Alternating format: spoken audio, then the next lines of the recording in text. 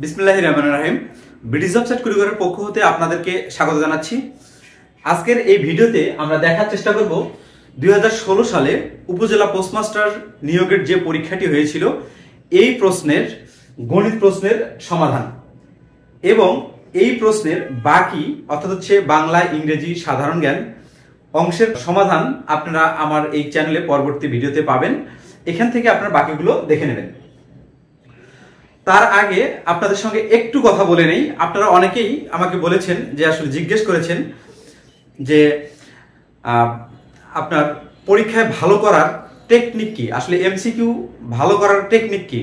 আমি যদি আপনাকে খুব সহজ সরল ভাষায় বলে রাখি যে আসলে শুধু পরীক্ষায় ভালো করা না, আমি এর সঙ্গে একটু অ্যাড করে দিচ্ছি।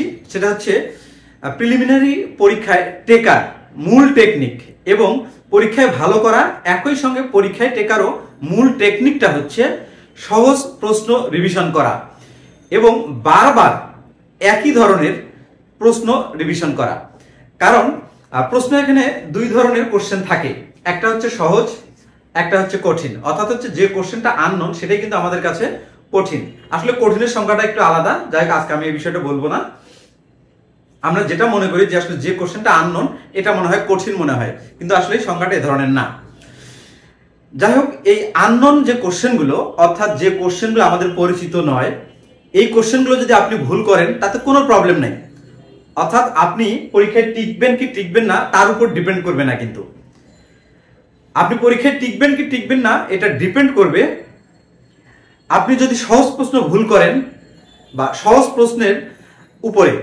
অর্থাৎ আপনি যদি সহজ প্রশ্ন ভুল করেন তাহলে কিন্তু আপনার চান্স 100% শিওর যে আপনি এখানে চান্স পাবেন না, অর্থাৎ প্রিলিতে উত্তীর্ণ হতে পারবেন না। আর যদি আপনি কঠিন কোশ্চেন ভুল করেন বা আননোন কোশ্চেনগুলো যদি ভুল করেন সেক্ষেত্রে কিন্তু আপনার রেজাল্টের কোনো তারতম্য হবে না। এই জন্য আমি বলছি যে প্রিলিমিনারি টেকায় এবং পরীক্ষায় ভালো করার মূল কৌশল হচ্ছে সহজ প্রশ্ন যেগুলো আপনি পড়েছেন এগুলো রিভিশন করা। ওকে, তো যাই হোক আমরা অঙ্কে চলে যাচ্ছি। এখানে মানবন্টনটা আমি আগেই বলেছি, টোটাল 200 নম্বরের পরীক্ষা হবে উপজেলা পোস্টমাস্টার পদে। তার মধ্যে 70 নম্বর হচ্ছে এমসিকিউ, 100 নম্বর হচ্ছে রিটার্ন এবং 30 নম্বর হচ্ছে ভাইবা। রিটার্নের যে কোশ্চেন এই প্যাটার্ন নিয়ে আমরা আলোচনা করব প্রিলির পরে। ওকে, এখানে 30 নম্বর যে কোশ্চেনটি ছিল এখানে বলা হচ্ছে যে একটি চালের গুদামে 400 কেজি চাল মজুদ আছে, তো মালিক 20 টাকা কেজি দরে 80% চাল বিক্রয় করেন, তার মোট বিক্রয় মূল্য কত? এখানে দেখুন তার টোটাল চাল ছিল, তার গুদামে টোটাল চাল ছিল হচ্ছে 400 কেজি। বলছে 20 টাকা কেজি দরে 80% চাল বিক্রয় করছেন।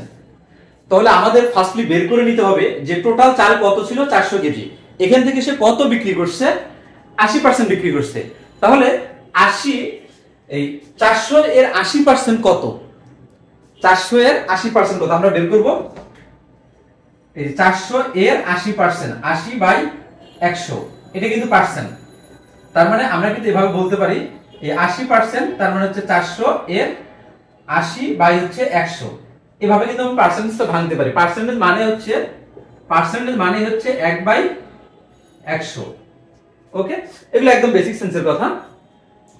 তো 1 2 1 2 এখানে কত আসে? 4 আসলে 32, অর্থাৎ হচ্ছে 320 কেজি। তার মানে বলছি কিন্তু এখানে যে 20 টাকা কেজি দরে 80% চাল বিক্রি করেন। তাহলে টোটাল চাল ছিল হচ্ছে 400, এর 80%, অর্থাৎ কত কেজি চাল তিনি বিক্রি করেন আমরা সেটা বের করলাম। অর্থাৎ 320 কেজি চাল তিনি বিক্রি করবেন। এখন বলছে প্রতি কেজি চাল 20 টাকা দরে। 1 কেজি চালের দাম যদি 20 টাকা হয় তাহলে এই 320 কেজি চালের দাম কত?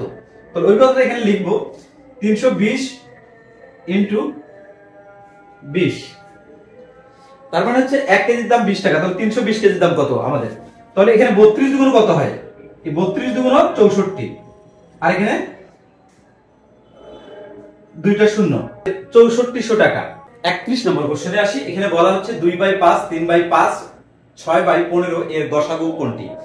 এখানে দেখুন এই ক্যালকুলেশনটা কিন্তু আমরা ইজিলি করতে পারি। কিভাবে?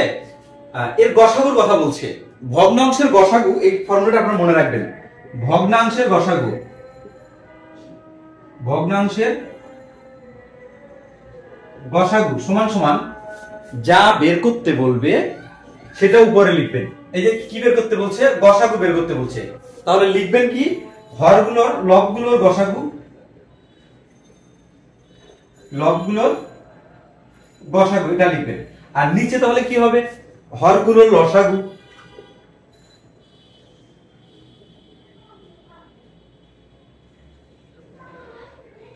হরগুলোর লসাগু। এখন এই প্রশ্নে ধরুন আপনার হচ্ছে গসাগু আসছে, প্রশ্ন যদি বলে ভগ্নাংশগুলোর লসাগু বের করুন, তাহলে আপনার লিখবেন কি ভগ্নাংশগুলোর লসাগু সমান সমান লবগুলোর লসাগু বাই হরগুলোর গসাগু, এই ধরনের হবে। অর্থাৎ যেটা আপনাকে প্রশ্নে জিজ্ঞেস করা হবে সেটা উপরে থেকে দেখুন, এইখানে গসাগু জিজ্ঞেস করেছে যে গসাগু কত ভগ্নাংশের ক্ষেত্রে, কিন্তু এটা আর উপরে কিন্তু আমি গসাগু লিখেছি, নিচে লসাগু, উপরে লসাগু হলে নিচে গসাগু হবে। ওকে, এখন লবগুলোর গসাগু দেখুন 2, 5, 2, 3, 6 এর গসাগু। লবগুলো কি কি আছে এখানে, 2, 3 এবং 6, এদের গসাগু। গসাগু বলতে তিনটা অংশকে ভাগ যাবে, অর্থাৎ তিনটা ইয়াকে সংখ্যাকে ভাগ যাবে কি দ্বারা, তাহলে কোনো কিছু দ্বারা ভাগ যায় না, কিন্তু তার উত্তর হচ্ছে 1, তার মানে এটার গসাগু হচ্ছে 1। এরপরে হরগুলোর লসাগু, হর কোনগুলো 5, 5 এবং 15, 5, 5, 15 এর 5, 5, 15 এর লসাগু কত 15, তার মানে এটা হবে 15, এইটা হচ্ছে অ্যানসার। আপনি দেখবেন এই যে 5, 5 আর 15, অর্থাৎ তিনটা সংখ্যা দ্বারাই কাকে ভাগ যায়, এই 15 কে ভাগ যায়, সুতরাং 15 হচ্ছে আমাদের লসাগু। এই কারণে 1 কে 15 দ্বারা ভাগ করে দিলাম। ওকে, আর এবং এইটাই হচ্ছে আমাদের অ্যানসার। এখানে হয়তোবা কোশ্চেনটা একটু সহজ করে দেওয়া আছে, অন্যান্য পরীক্ষায় দেখা গেছে যে আসলে এই কোশ্চেনগুলো একটু কমপ্লেক্স থাকে, এই লসাগু এবং গসাগুর পার্টটা। সেজন্য আমার কথা থাকবে আপনাদের কাছে যে এই লসাগু গসাগু কিভাবে ইজিলি বের করা যায় এটা আপনাদের শিখতে হবে। এই সম্পর্কে কিন্তু লসাগু গসাগুর খুব ইজিলি আপনি বের করতে পারবেন, এই ধরনের ভিডিও কিন্তু আছে আমার এই চ্যানেলে, আপনি এখান থেকে দেখে নিতে পারেন।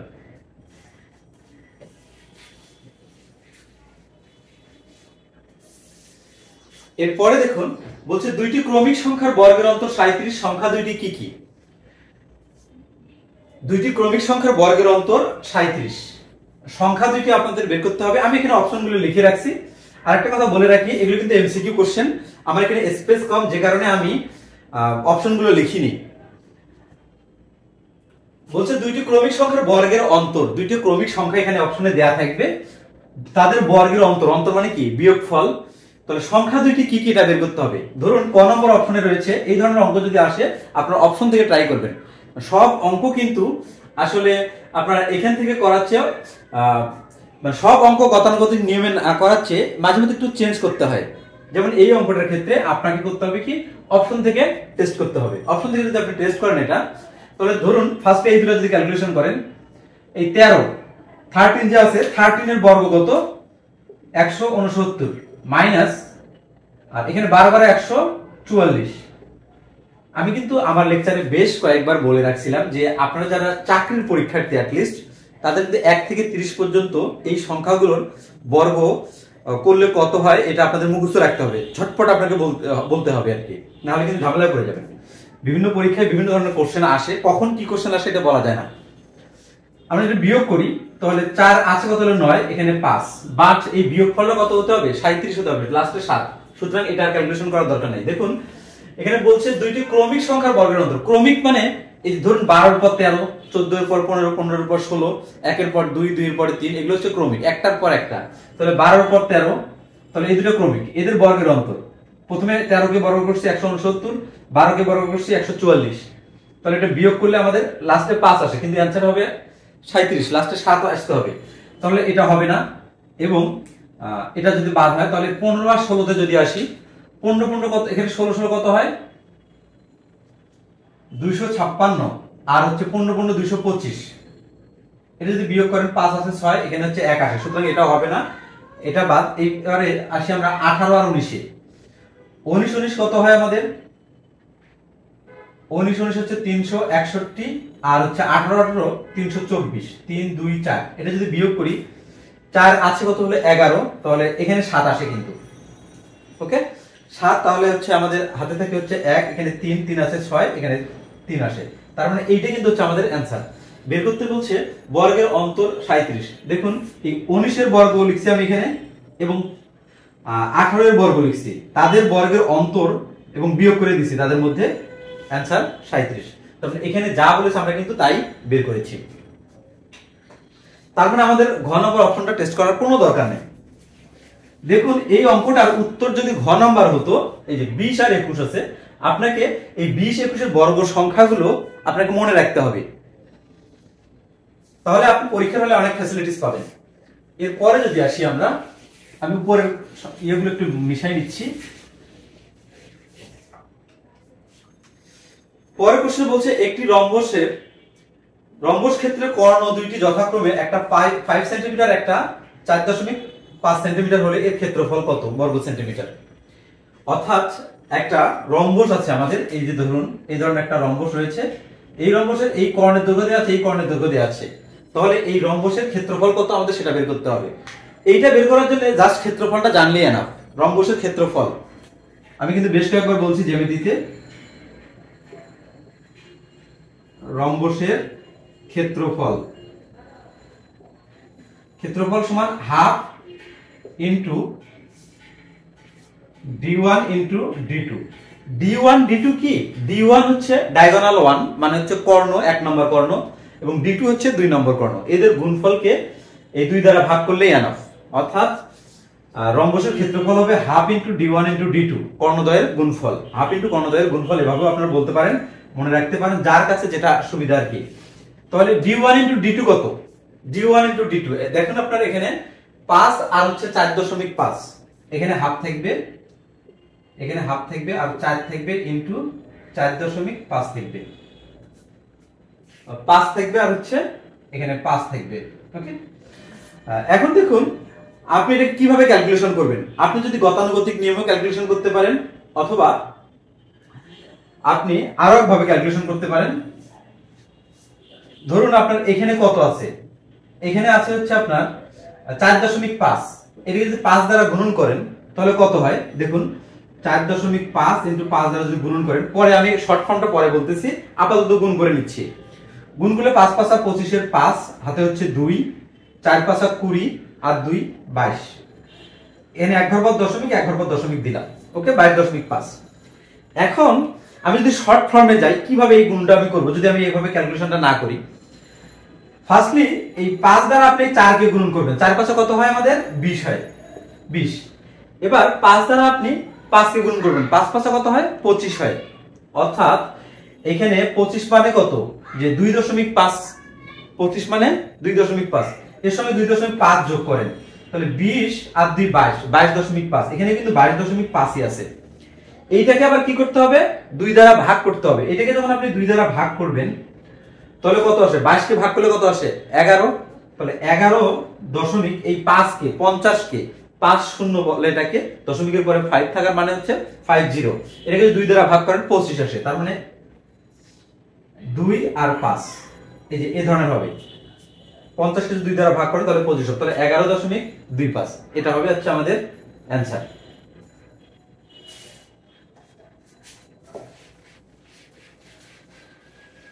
এই যে গুণগুলো কিন্তু আপনাকে খুব ভালো করে শিখতে হবে, না হলে কিন্তু পরীক্ষার হলে আপনি সুবিধা পাবেন না। আমাদের পরীক্ষার হলে কিন্তু আপনারা একটা এমসিকিউ এর বিপরীতে 1 মিনিটেরও কম সময় পান। এখানে ধরুন 70টা কোশ্চেন আপনার হচ্ছে 60 মিনিটে অ্যান্সার করতে হবে আপনাকে, সেক্ষেত্রে আপনি কিন্তু 1 মিনিটেরও অনেক কম সময় পাবেন।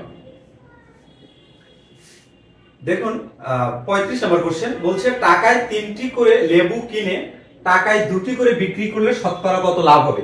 এই কোশ্চেনটা অনেকবার বিভিন্ন পরীক্ষায় এসেছে। টাকায় 3টি করে কিনে এবং টাকায় 2টি করে বিক্রি করে, 3টে কিনবেন, অর্থাৎ হচ্ছে 1 টাকায় আপনি কিনবেন কয়টা, 3টা, টাকায় বিক্রি করবেন কয়টা, 2টা। আপনি লাভ বা ক্ষতি হবে কি হবে না সেটা ডিপেন্ড করবে কিন্তু এই কয়টায় আপনি বিক্রি করতেছেন সেটা। তার মানে এই 2টা করে যদি আপনি বিক্রি করেন তাহলে আপনার লাভ হয় কয়টা, 1টা লেবু। ওই কথা লিখবেন, 2টিতে লাভ হয় 1টি, 2টিতে লাভ হয় একটি লেবু এবং একটিতে লাভ হয় কত 1/2 এবং এখানে কিন্তু বলেছে যে শতকরা শতকরা কত লাভ হবে, তার মানে হচ্ছে 100তে কত লাভ হবে সেই বিষয়টা। তার মানে এখানে যদি 100তে বের করি আমরা, তাহলে 100 ইন্টু 1 ভাগ হচ্ছে 2, তার মানে হচ্ছে 50%। 50%।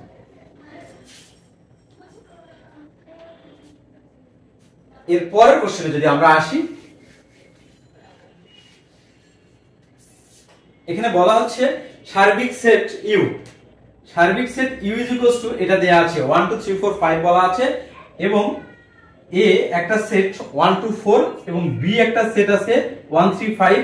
তাহলে এ কমপ্লিমেন্ট বা এ পূরক ইউ এবং বি পূরকের মানটা কত, ইউনিয়ন এটা বের করতে হবে। ফার্স্টলি আপনি এ কমপ্লিমেন্টটা বের করে নেন। ফার্স্টলি এ কমপ্লিমেন্ট বের করবেন। এ কমপ্লিমেন্ট মানে কি? এ কমপ্লিমেন্ট মানে হচ্ছে ইউ মাইনাস এ। ইউ বলতে আসলে কি বোঝায়? ইউ বলতে বোঝায় 1 2 3 4 5, 1 থেকে 5 পর্যন্ত। 1 2 3 4 5। এখান থেকে বিয়োগ করবেন আপনি এ। এর ভ্যালু কত? 1 2 4। যদি আপনি 1 2 4 বিয়োগ করেন, 1 2 4 অর্থাৎ এই সেটটা যদি আপনি বাদ দেন, তাহলে আপনার এখানে কত আসে? দেখুন 1 2 4 বাদ দিবেন। বাদ দিলে এই যে 1 যাচ্ছে, 2 যাচ্ছে এবং 4 যাচ্ছে, থাকতেছে কত? 3 এবং 5। এই সেটটাতে থাকতেছে 3 এবং 5। আশা করি এই ক্যালকুলেশনটা বুঝতে পেরেছেন। পরের অংশটুকু আমি শর্ট করব। তাহলে এ কমপ্লিমেন্ট আমরা পেয়ে গেলাম 3 আর হচ্ছে 5, 3 এবং 5। এবারে দেখুন বি কমপ্লিমেন্টের মানটা তাহলে কত হবে? সিমিলার উপায়ে ইউ মাইনাস বি। বি কমপ্লিমেন্টের মান হবে ইউ মাইনাস বি। ইউ কত? এখান থেকে বিটা বাদ 1 3 5 বাদ, এই যে 1 3 5 বাদ থাকে কত? 2 এবং 4। তার মানে হচ্ছে বি কমপ্লিমেন্টের মান হচ্ছে 2 আর হচ্ছে 4। এখন এদের মধ্যে কি করতে হবে? ইউনিয়ন করতে হবে। এই দুটোর মধ্যে যদি আমরা ইউনিয়ন করি, অর্থাৎ সবগুলো নিতে হবে, তাহলে 2 3 4 5, 2 3 4 5। এই ইউনিয়ন এর মানেটা হচ্ছে আপনাকে দুইটা সেটের সবগুলো উপাদানে নিতে হবে একবার একবার করে। ওকে, তাহলে 2 3 4 5 হচ্ছে আমাদের এটার অ্যানসার। পরের কোশ্চেনে যদি আমরা আসি, এখানে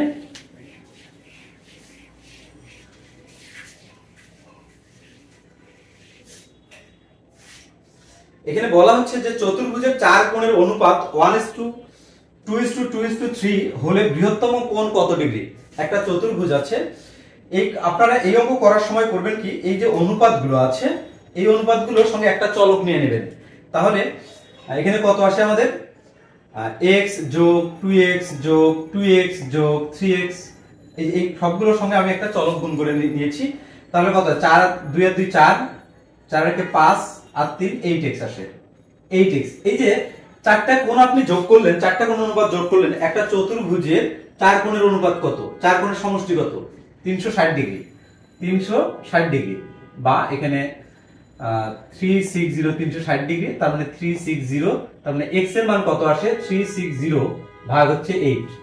যদি আপনি 8 দ্বারা এই 36 কে ভাগ করেন, তাহলে কত হয় আপনার? 36 কে ভাগ করলে 4 আসে 32, এখানে 4 আসে, 4 শূন্য থাকে 40, 40 কে যোগ দিলাম 5 আসে। তার মানে x এর মান 5। x এর মান 5। তার মানে x এর মান যেহেতু আমরা 5 পেয়ে গেলাম, অর্থাৎ 45 পেয়ে গেলাম। এখন এখানে বলছে যে বৃহত্তম কোণ কত ডিগ্রি। এখানে দেখুন তো 1 2 2 3, এখানে সবচেয়ে বৃহত্তম কোণটা 3 টা হলো বৃহত্তম। তো বৃহত্তম কোণ কত ডিগ্রি? 3 টা আমাদের কত আছে? 3x আছে। তাহলে 3 * 45 কত আসে? 3 5 15, 5 হাতে হচ্ছে 1, 3 4 12 1 13, 135 ডিগ্রি। এটা হচ্ছে আমাদের বৃহত্তম কোণটা। তার মানে এই কোশ্চেনের অ্যানসার কিন্তু আমরা পেয়ে গেলাম, বৃহত্তম কোণ কত ডিগ্রি? বৃহত্তম কোণটা হবে 135 ডিগ্রি।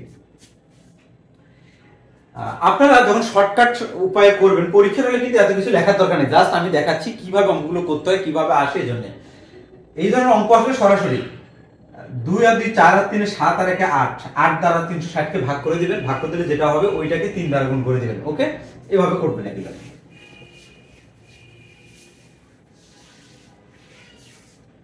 তারপরে আসি, বলছে 10 সেন্টিমিটার ব্যাসার্ধের বৃত্তের কেন্দ্র থেকে 6 সেন্টিমিটার দূরত্বে অবস্থিত জ্যা কত ডিগ্রি? 10 সেন্টিমিটার ব্যাসার্ধের বৃত্তের কেন্দ্র, ধরুন এটা আপনার সার্কেল আছে এখানে। এই সার্কেলের ব্যাসার্ধ হচ্ছে 10 সেন্টিমিটার। এই যে ধরুন এটা হলো 10 সেন্টিমিটার, 10 সেন্টিমিটার ব্যাসার্ধের বৃত্তের কেন্দ্র হচ্ছে এখানে, এইখান থেকে 6 সেন্টিমিটার দূরত্বে অবস্থিত জ্যা। জ্যা বলতে কি বোঝায়? বৃত্তের উপরস্থ ভিন্ন দুইটি বিন্দুর সংযোগ সরলরেখা, এটা হচ্ছে জ্যা। বৃত্তের উপরস্থ ভিন্ন দুইটি বিন্দুর সংযোগ সরলরেখা, এটা হচ্ছে আমাদের জ্যা। এই ডিসটেন্সটা এখানে বলছে কেন্দ্র থেকে, দেখুন এই জ্যাটার অবস্থান হবে কেন্দ্র থেকে 6 মিটার দূরত্বে অবস্থিত।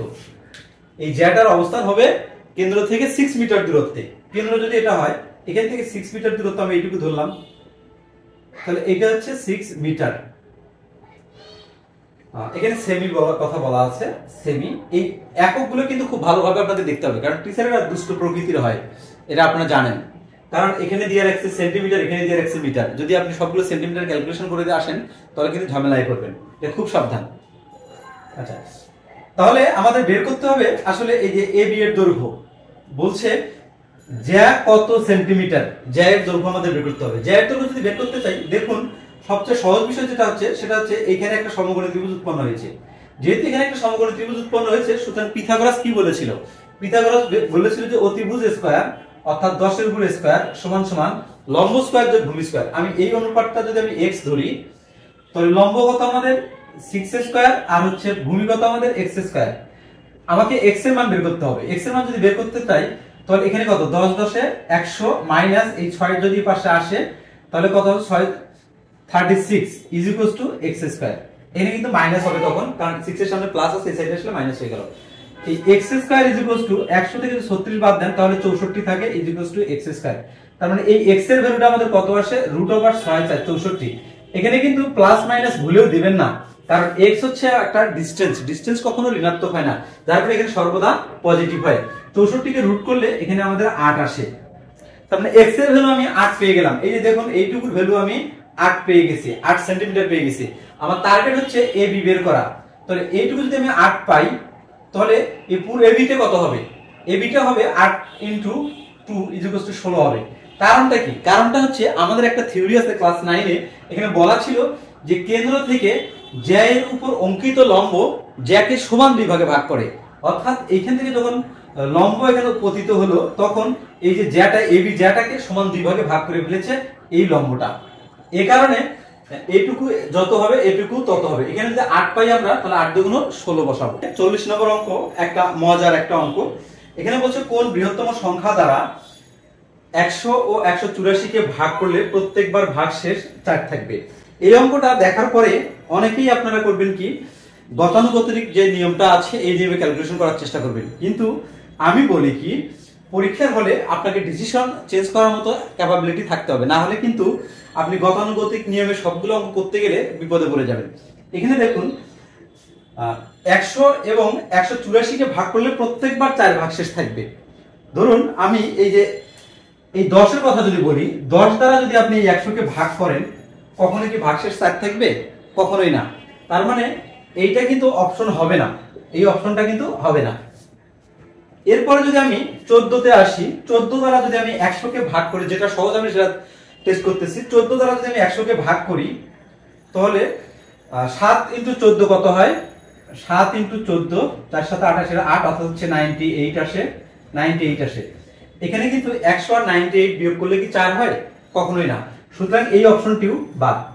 এবারে 12 দ্বারা যদি আমি টেস্ট করি, 8 × 12 = 96 হয়। এখানে কিন্তু আমাদের হচ্ছে এটা কিন্তু মিলে যায়। 100 থেকে যদি আপনি 96 বাদ দেন, তাহলে কিন্তু 4 থাকে। এখানে কিন্তু বলছে প্রত্যেকবার ভাগশেষ 4 থাকবে। 100 কে যদি আমি এই 12 দ্বারা ভাগ করি, তাহলে কিন্তু আমাদের এটা মিলে যায়। এবারে আমরা এই 184 কে ভাগ করে দেখব 12 দ্বারা, 184। এটাকে যদি 12 দ্বারা ভাগ করি, দেখি ভাগশেষ আমাদের 4 আসে কিনা। যদি আসে তাহলে এটা অ্যানসার। তাহলে 12 দ্বারা যদি আমি এটাকে ভাগ করি, ভাগ করলে আমাদের একবার এখানে 12 আসে, এখানে 6 আসে, এখানে 4 আসে। তাহলে 5 × 12 এখানে 60 আসে। তার মানে এখানে হচ্ছে 4 অবশিষ্ট কত থাকতেছে? অবশিষ্ট হচ্ছে 4। আর এখানে প্রশ্ন কিন্তু ওই কথাই বলছে প্রত্যেকবার ভাগশেষ 4 থাকবে। তার মানে অপশন দিয়ে আমরা টেস্ট করে পাইলাম কত? অ্যানসার 12। এভাবে আপনার পরীক্ষার হলে অপশন দিয়ে টেস্ট করলেও অঙ্কটা করতে পারবেন। 41 নম্বর অঙ্ক, দুইটি সংখ্যার গুণফল 54, সংখ্যা দুটির গসাগু 3, লসাগু কত? দেখুন এই কোশ্চেনটা কিন্তু প্রাইমারি নিবন্ধনে অনেকবার এসেছে। দুইটি সংখ্যার গুণফল 54 এবং সংখ্যা দুটির গসাগু এবং লসাগু দুইটা যে কোনো একটি দেয়া থাকবে আর একটার মান বের করতে হবে। এই অঙ্কটা করার জন্য এখানে আপনাকে একটা সূত্র মুখস্থ রাখতে হবে। সংখ্যা দুটির গুণফল অর্থাৎ হচ্ছে সংখ্যা দুইটির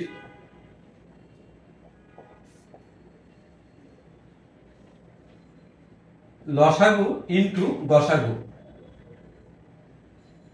দুইটি সংখ্যার গসাগু ইনটু লসাগু সমান সমান সংখ্যা দুটির গুণফল।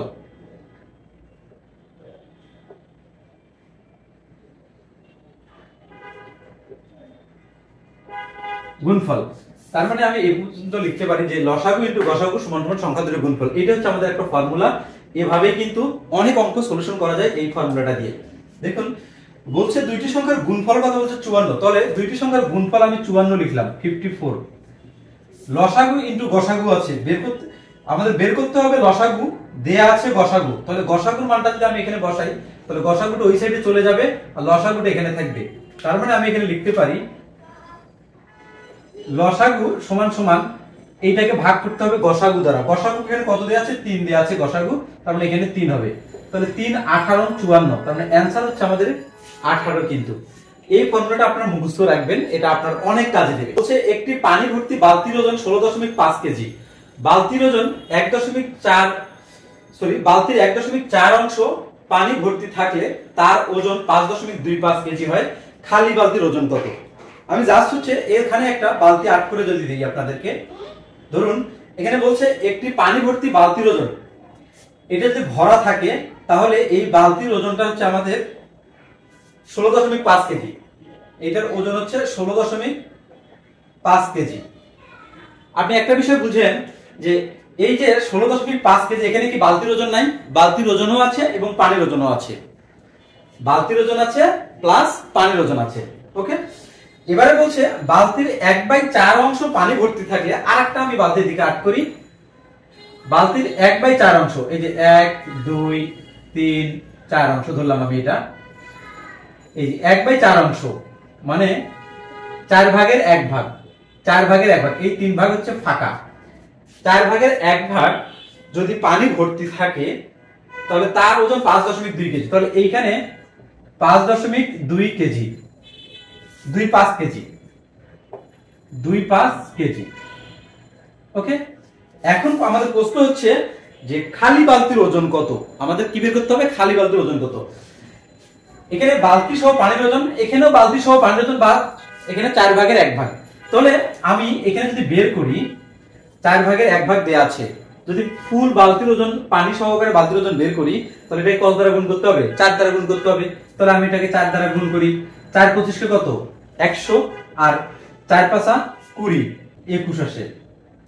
সরি, এখানে আসবে হচ্ছে আপনাদের 21 কেজি আসবে। ওকে, এখানে আসবে হচ্ছে 21 কেজি, অর্থাৎ বালতি সহ, অর্থাৎ এখানে বুঝাচ্ছি বালতি সহ পানি, মানে ফুলটা যদি আমি ক্যালকুলেশন করি, ফুল বালতির ওজন যদি ক্যালকুলেশন করি তাহলে 21 কেজি আসবে। আবার এখানে কিন্তু বলছে 16.5 কেজি, তাহলে এখানে একটা ডিফারেন্স আছে, পার্থক্যতা আছে।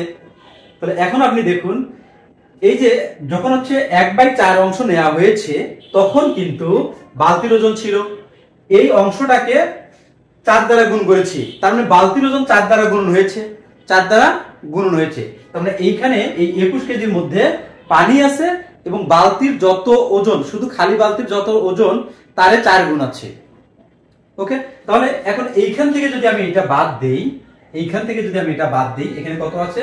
21, আর এখানে 16.5, 16 থেকে 21 গেলে আপনার কত আসে? এই 4.5 কেজিতে শুধু বালতির ওজন রয়েছে, এই 4.5 কেজিতে শুধু বালতির ওজন রয়েছে। কারণটা কি?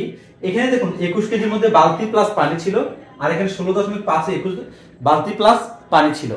বাট এইখানে এই 21 এর মধ্যে বালতি প্লাস পানি ছিল কিন্তু বালতির ওজন 4 গুণ ছিল। তাহলে এইটাকে আবার 4 দ্বারা ভাগ করতে হবে, এইটাকে আবার 4 দ্বারা ভাগ করতে হবে, তাহলে বালতির পূর্ণ ওজন আপনি পাবেন। কারণ এইখানে কিন্তু এই যে পার্টটা, এটাকে কিন্তু আমরা হচ্ছে 4 দ্বারা গুণ করেছিলাম, যার কারণে কিন্তু আমরা এখানে 4 দ্বারা ভাগ করে দিচ্ছি। যদি আপনি 4 দ্বারা এটাকে ভাগ করেন তাহলে কত আসে? 1.4 কে ভাগ করলে আমাদের আসে হচ্ছে 1 এই 50 কে যদি ভাগ করেন 125 আসে আর কি, 125 এই ধরনের একটা ক্যালকুলেশন আসে। মানে অ্যানসার হচ্ছে খালি বালতির ওজন হচ্ছে 1.125।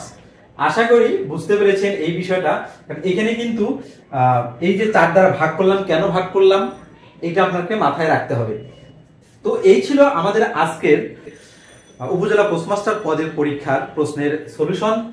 এর পরবর্তীতে আবার কোনো এক সালের কোশ্চেন নিয়ে আপনাদের সঙ্গে দেখা হবে।